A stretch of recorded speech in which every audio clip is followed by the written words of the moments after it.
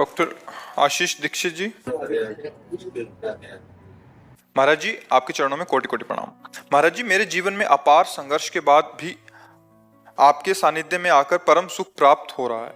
मैं जब से अपनी क्लिनिक के टेबल पर जाता हूं, वहां आपकी तस्वीर रखी है, मुझे बहुत आत्मबल मिल रहा है।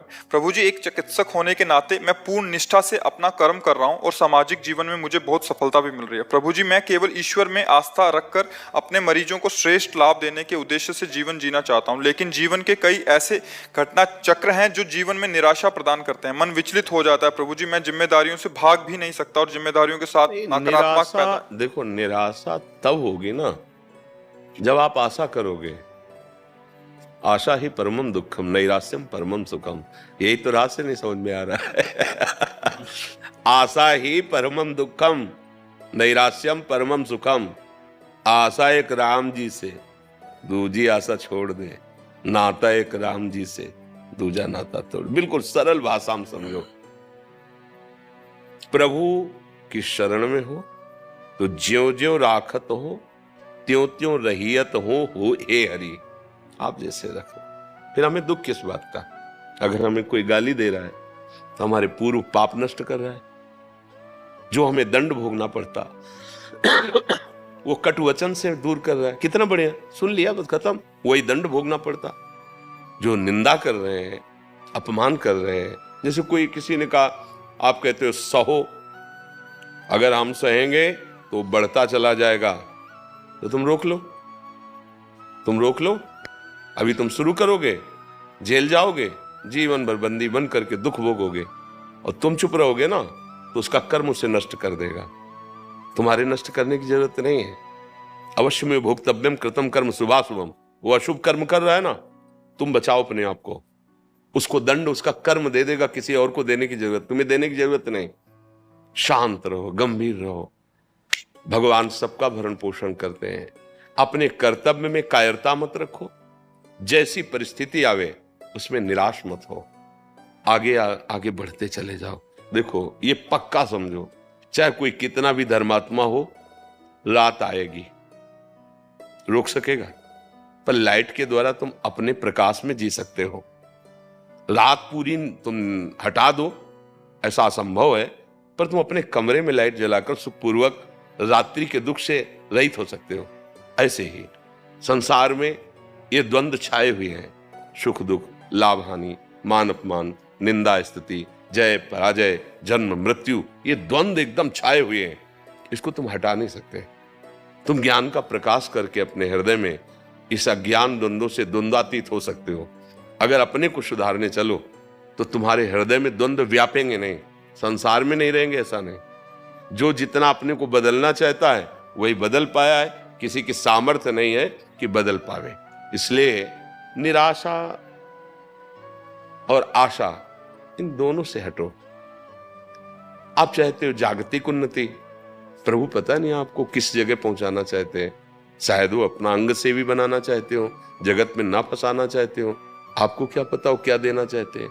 हम लोगों की हालत यह है जैसे एक गरीब आदमी गांव का किसी चक्रवर्ती सम्राट के समीप जाए और सम्राट प्रसन्न होकर के कहे, मांगो जी क्या चाहिए। उसे जी कहे, एक बैल है, गाय है, भैंस है, 1 साल के लिए चारा दे दीजिए और सब पूरे घर को 1 जोड़ी कपड़ा दे दीजिए और साल भर के लिए भोजन दे दीजिए। वो समझेगा बहुत कुछ मांग लिया, हिम्मत नहीं ना उसकी। अब अगर वो राजा के ऊपर छोड़ दे कि हम क्या मांगे साहब, आप जैसा, वो दे देगा पूरे जीवन के लिए, नहीं दे देगा। हमारी भूल होती है। एक बार राष्ट्रपति, उदाहरण है, एक राष्ट्रपति भारत का, एक बार स्वतंत्रता दिवस था तो तिहाड़ जेल में गए। सब कैदियों को बुलाया, बोले आज के दिन हमारा भारत स्वतंत्र हुआ था, इसलिए आज जो मांगेगा वो हम सब कुछ देंगे। कैदियों से खुले दिल से मांगो। बोले साहब हफ्ते में 2 साबुन दिए जाएं। ठीक है, लिख लो। साहब सर्दियों में जो कंबल दिया जाए तो बहुत हल्का होता है, अच्छा होना चाहिए। अब जिस कोठरी में रहते हैं उसे पुतवा दिया जाए। सब ने सब मांगा। वो एक बड़ा चतुर था, बाद में उठा और गया, बोले साहब जेल से मुक्त कर दीजिए। बोले इसको मुक्त, सब बोले मुझे, बोले नहीं तुमने साबुन मांगा, तुम्हें मुक्त ले। ऐसे ही है, हमारी हालत ऐसी है कि अगर भगवान भी मिल जाए ना तो इसी जेल में संसार दुख खा ले, लड़का दे दो, रुपया दे दो। हाँ हाँ, ये ये नहीं कहेगा कि मुझे जीवन मुक्त कर दो प्रभु अपनी माया से। बस हमारी हालत यही है। तो हमें चाहिए कि हम आशा प्रभु के ऊपर छोड़ दें। जैसे चाहो आप मेरे स्वामी हो, कर्तव्य में प्रमाद नहीं करूंगा, धर्म विरुद्ध आचरण नहीं करूंगा, और जैसे रखोगे मुस्कुरा के रहूंगा। जहां कोई ऐसी परिस्थिति आती, कोई अपमान, कोई प्रतिकूल, नहीं, मेरे प्रभु का दिया हुआ हर विधान उसको खुशी से सहना, मुस्कुरा के निकलना है, आंसू नहीं, घबराना नहीं। नहीं नहीं, हमने प्रभु से प्यार किया है तो प्यारे का ही साम्राज्य है और उसका हर विधान हमारे लिए सर आंखों पे है। हमको उसका विरोध नहीं करना, उसको सहना है। वो देखना चाहता है इस परिस्थिति में तुम कैसे मुस्कुराओगे, तो हमें सहना है। बिल्कुल ऐसे कमजोर मत बनो कि कोई कुछ कह दे तुम रो दो, थोड़ी सी हानि हो गई तुम रो दो। नहीं, तुम ऐसे मालिक के जो भ्रकुटी विलास सृष्टि लय हुई, इतने में से निमेष कहते हैं, निमेष में अनंत ब्रह्मांडों का सृजन कर देता है।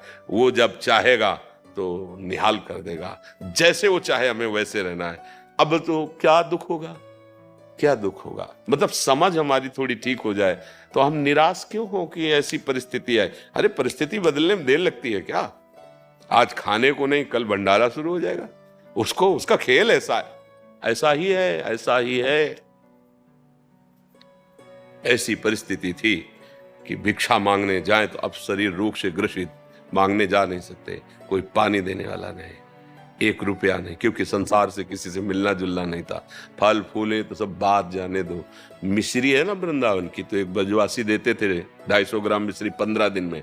तो इतना टुकड़ा अपनी श्री जी को, जो आज फूल बंगला में बैठे भोग लग रहे हैं, इतनी मिश्री का टुकड़ा 24 घंटे में। पर वो आंसुओं से लगता था कि श्री जी मुझ अकिंचन के पास, अब आप इसी से तृप्त हो जाइए, इसी को मान लीजिए 56 भोग है। शाम के फूल मांगते थे बिहारी जी के सामने, जो डलिया लगती हैं, 4, 5, 10 फूल मिल जाते थे, उनकी सैया लगा के श्री जी को, श्री जी सहन करो। आज फूल बंगला बन रहा है। उनकी मौज है, कभी फुटपाथ पे तो कभी महलों पे है, कभी कोई पूछने वाला नहीं था। आज करोड़ों नेत्रों से केवल प्यार ही प्यार मिल रहा है। हम देखते हैं कि लोग प्रायः संतों के पास जाते हैं, मुझे ये दे दो, और हमारे पास आते हैं, तुम्हारी आयु बढ़े, तुम सुखी रहो, तुम स्वस्थ रहो। बोलो उल्टा देखो, देखो ना कौन कर रहा है, ये कौन कह रहा है? ये हमारे प्रभु इन रूपों में आकर हम यही आश्चर्य मानते हैं। संतों के पास जाते ला, महाराज मेरे कैंसर हो गया, ठीक हो जाए महाराज। ये हमारे यहाँ ऐसे आते हैं, महाराज आप ठीक हो जाओ आपकी आयु बढ़े, आप सुखी रहे, आपको मेरी आयु लग जाए। मेरा ये कहा, ये कौन बोलता है? प्रभु बोल रहे हैं। इतने मुखों से प्रभु बोल रहे हैं, इतने नेत्रों से। जो वेद कहता है ना, सास शीर्षा पुरखा हा शास्त्राक्षा, वो मुझे दिखाई दे रहा है। मेरा प्रभु इतने रूपों में देख रहा है मुझे, मेरा प्रभु इतने रूपों में प्यार दे रहा है, आशीर्वाद दे रहा है। सच्ची मानिए, एकमात्र भगवान का आश्रय ले लीजिए। जिस दिन आश्रय पक्का हो गया, पक्का का मतलब जैसे गाय बांधता है ना खूंटे पे किसान, तो ठोकता है और फिर हिला के वही देखता है कि अगर हमसे हिला तो अभी और पिटेगा, फिर और ठोकता है उसे, और जब देखा कि नहीं हिल रहा तब गाय बांध। ऐसे ही कुछ है शरणागति में, अगर हम हिल रहे हैं तो अभी पिटाई बाकी है, अभी ठुकाई होगी। पक्के शरणागत जहां हो गए फिर निहाल। ये अनंत ब्रह्मांड साम्राज्य आपका, क्योंकि आपने स्वामी को सर्वस्व अर्पित कर दिया, तो स्वामी ऐसे उदार के अपना सर्वस्व अर्पित कर दिए।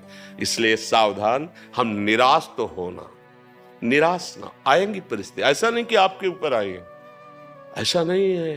कोई ऐसा बताओ विश्व में, जैसे कि मैं संकटों से लड़ रहा हूं, कोई ऐसा विश्व में एक बता दो, अरे जिनके यहां भगवान अवतरित हो रहे, स्वयं सच्चिदानंद वपु श्री कृष्ण, हथकड़ी और बेड़ियां पड़ी हुई, कंस के कारागार में, राक्षसी स्वभाव वाले सैनिकों से सुरक्षित कारागार, गर्भावस्था है लेकिन हथकड़ी और बेड़ियां, और गर्भ में कौन पधारे हैं? अखिल कोटि ब्रह्मांडों के स्वामी भगवान है, जिनके भगवान पुत्र राम रूप में अवतरित हुए। उन माता को वैधव्य, पिता का परलोक गमन, 14 वर्ष अयोध्या वासियों के आंसुओं की झड़ी विराग्नि में जलते रहे। भाई देखो भगवान अवतरित हुए, देखो ना नंगे पैर वनवास प्रभु का, सीता जी का हरण, रावण से। आप देखो ना जीवन, तुम्हारा संघर्ष क्या है? अपने लोग कह देते ना कि भाई हमारा बहुत संघर्ष। आपका क्या संघर्ष में जीवन है? आप घर में तो रह रहे हो, प्रभु को घर में भी रहने नहीं दिया। 14 वर्ष का वनवास सरकार को प्रिया श्री आजू के साथ, जहां फूल न चुभ जाए ऐसे चरणारविंद, वहां कंकड़ और पथरीली भूमियों में, जंगल में जहां काटे, वहां प्रभु विचरण कर रहे हैं। इसलिए धैर्य धारण कर, हम प्रभु के बच्चे हैं, हमें कभी घबराना नहीं और धर्म त्याग नहीं करना। धर्म से चलो, नाम जप करो, आप देख लोगे। हम ये नहीं कहते कि तुम्हारा पति बन जाओगे, हम ये कहते हैं कि तुम ऐसे धनी हो जाओगे कि चाह नहीं रह जाएगी। सबसे बड़ा धनी कौन? जिसकी चाह ही नहीं है। नहीं तो कोई 1 लाख की मांग करता, कोई 1 करोड़ की मांग करता, कोई 1 अरब की मांग करता, तो सबसे बड़ा भिखारी कौन हुआ? 1 अरब वाला हुआ ना। वो कहते हैं 1 रुपया वाला, जो 1 रुपया मांग रहा है ना, बोले बड़े भिखारी है। नहीं नहीं, भिखारी वो तो छोटे हैं, आप बड़े भिखारी हो। आपको 1 अरब चाहिए, वो 1 रुपये में संतोष कर लेगा, तुम्हें 1 अरब में संतोष रहे। धैर्यपूर्वक विवेक के द्वारा समझो, हम प्रभु की कृपा से संतुष्ट हो जाएं, चाह मिट जाए, आनंद हमारे हृदय में उल्लसित हो रहा है। किसी बाहरी वस्तु और क्रिया से जो आनंद प्राप्त होता है वो आनंद नहीं है, वो आनंद कोश से है। और जो आनंद सच्चिदानंद स्रोत से प्रकट होता है वो अबाध होता है, कभी